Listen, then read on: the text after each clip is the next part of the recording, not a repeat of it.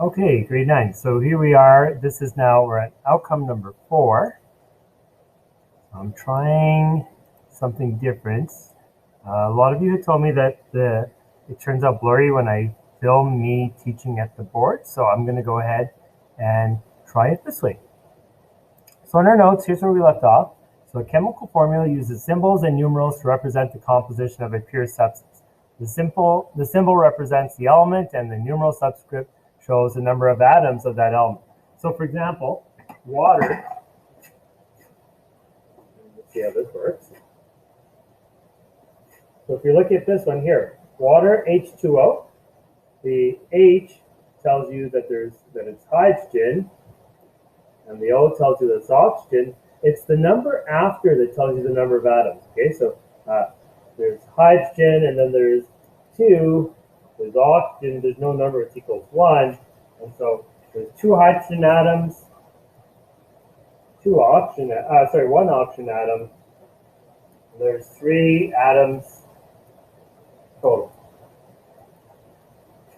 Okay, the reason I mention this is you're going to have a worksheet to work on with this. So let's try the next one. So CuSO4. So every time you hit a new capital, it's a new element. So there's just Cu, so that's copper, right? And there's no number, so that means it's 1. And there's an S by itself, and that's sulfur. No number, so that's 1. But then, yes, this is where I'm getting these from. And then O is oxygen, but there's a 4 there. So that means oxygen equals 4. Total atoms in that molecule is 6. And then they did something weird like this one over here. Okay, CH3COOH. What you have to do is you take them and treat them one piece at a time. So in there's 1 carbon and 2 carbons, so there's 2 carbon atoms. There is then, let's do different color. There is 3 plus 1, so there is 4 hydrogen atoms. And finally, grade 8, return to class. 2 oxygen atoms. Which means there is 8 atoms altogether. And at this point in time, there is a worksheet that I handed out to you that you would work on, where you have to identify the elements present, how many atoms there are of each, and how many atoms of the whole molecule. And so let's do another page. Okay, so here's an example, right? Your formula is CaCl2. You can see Ca is calcium, and there's no number, so it's 1 atom. And then chlorine, Cl is chlorine, and there's 2 atoms there, and then that means there's 3 atoms in the whole molecule. The next one is kind of more interesting. C is carbon, and there's 6, so that means there's 6 carbon atoms. The next one, H is hydrogen, and there's 12, so there's 12 hydrogen atoms. And then the last one, O is oxygen, and there's 6 of them, so there's 6 atoms. And then, add these all up together to get 24 atoms total in that whole molecule. So C6H12O6 is 6 carbon atoms, 12 hydrogen atoms, 6 oxygen atoms, and 24 atoms altogether. So there's that worksheet that you could do that is based on that entirely. And so, I would stop normally in class for about 10 minutes while you do that. But once again, this is not the live videos that I'll be showing, so I can continue in with my lesson.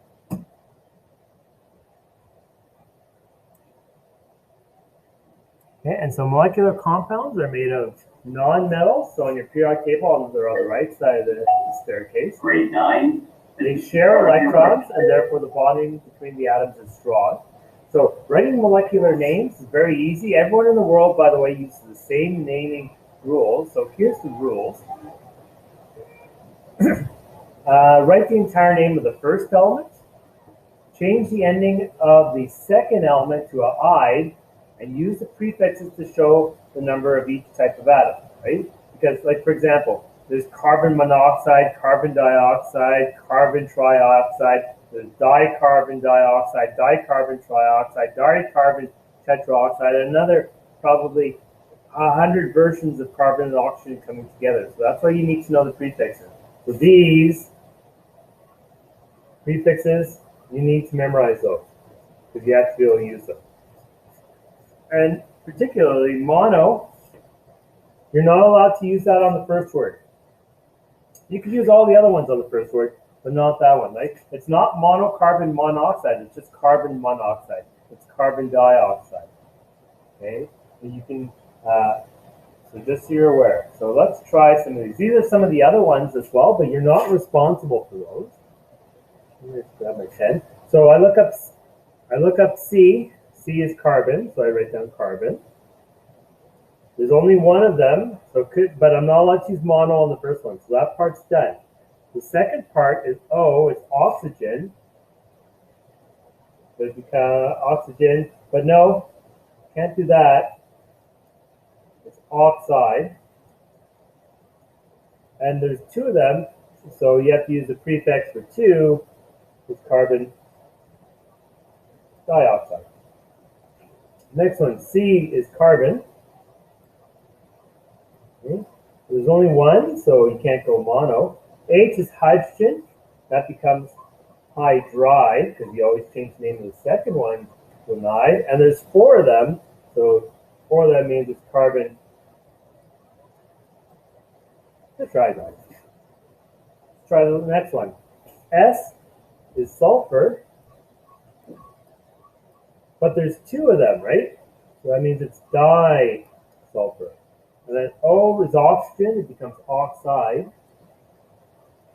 But there's four of them, so it becomes disulfur tetroxide. Hopefully that doesn't seem too bad. We can try one more. P2O3 would be, P is phosphorus, but there's two of them, so that would be diphosphorus. Three, O is oxide, and there's three, so it would be diphosphorus trioxide. Okay, we're going to go through how to write the formulas, and then there is a worksheet that you could be doing.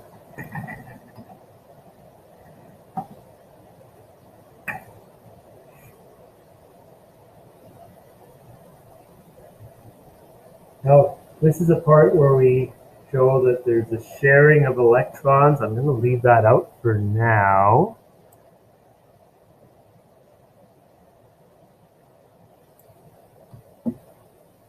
Let's look at the rules for writing a molecular formula. So you write the symbol for the element in the same order as they show up in the name.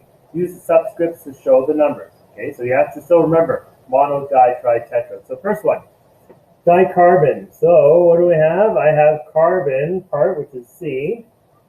I have di, which means 2. So I got C2.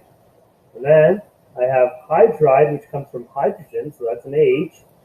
And I have tetra, which means 4, so C2H4. Next one, fluorine monochloride. So I've got fluorine, which is F. No prefix on it, so it's obviously just, F, or don't put the 1, never put the 1. Chloride comes from chlorine, so that's C with an L. And it's mono, so there's 1, so there it is, FCl.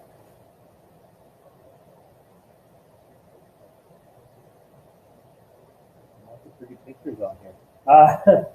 Write the names for each of the following elements. Okay, so here's where you probably pause for a moment and go ahead and try these. And then once you've done these, turn the video back on, and I'm going to go through the answers with you.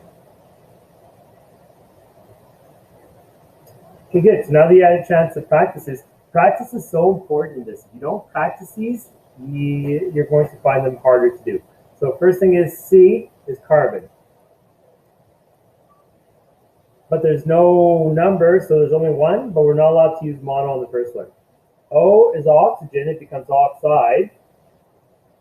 And there's only one, so it becomes carbon monoxide. That's a deadly gas. Next one, C is carbon again, and you're not allowed to use mono on the first one, so just carbon. Cl is chloride, but there's 4 of them, so it's carbon tetrachloride. Next one, Si is silicon.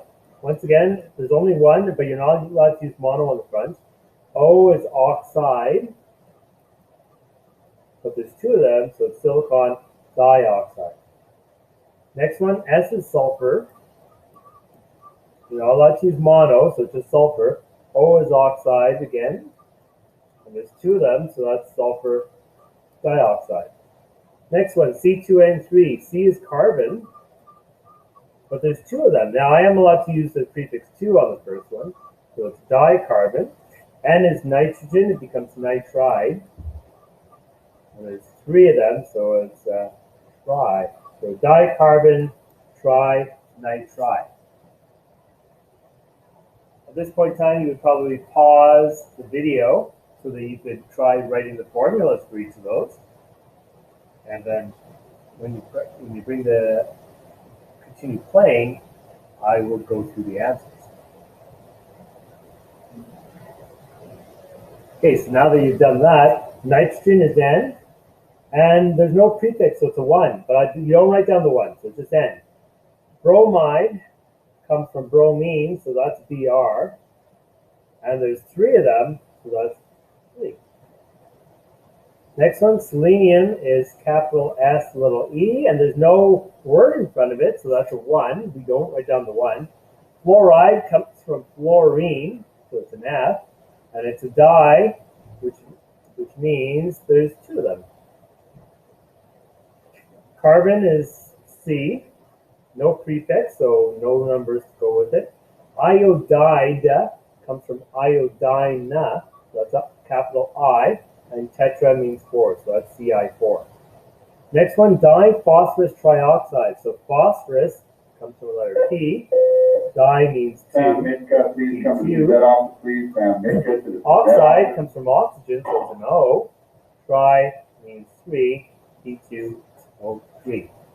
And this is where I will stop and post this as a lesson, because there's now a worksheet that you can work on that I handed out that's for Mark for this as well.